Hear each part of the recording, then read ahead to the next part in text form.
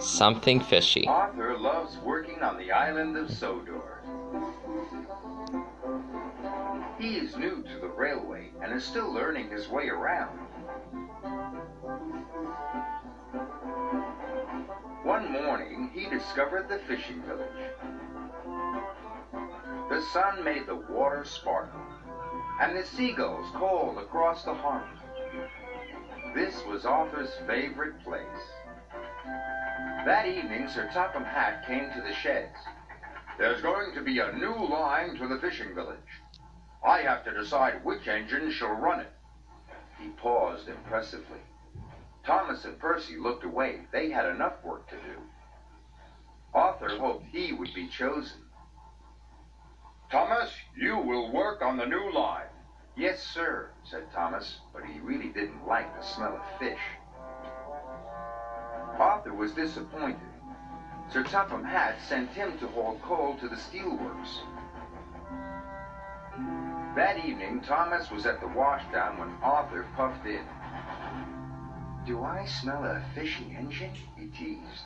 Yes, huffed Thomas. Silly fish, smelly new line.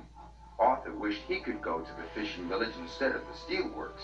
He'd be much happier than Thomas. The next morning, Thomas was still grumpy. The fishermen had caught lots of fish. Hurry up, said Thomas. I'm a busy engine. And a fussy one, too, said the fisherman. Just enjoy the fresh, salty smell of the fish. P.U., puffed Thomas. Thomas steamed as fast as he could along the line. But there was trouble ahead. Some faulty points sent his freight cars one way and Thomas onto the old pier rail. Whoa! The troublesome trucks were delighted.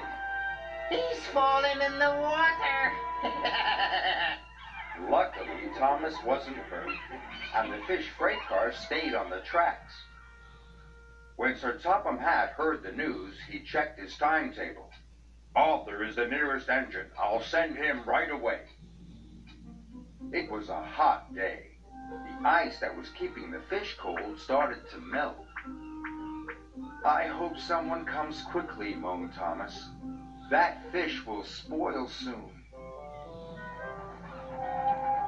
Arthur was surprised to see Thomas in the tidal pool. Are you all right, Thomas? No, but I'll be much better when you take these fish away. The breakdown van will be here soon, called Arthur's driver.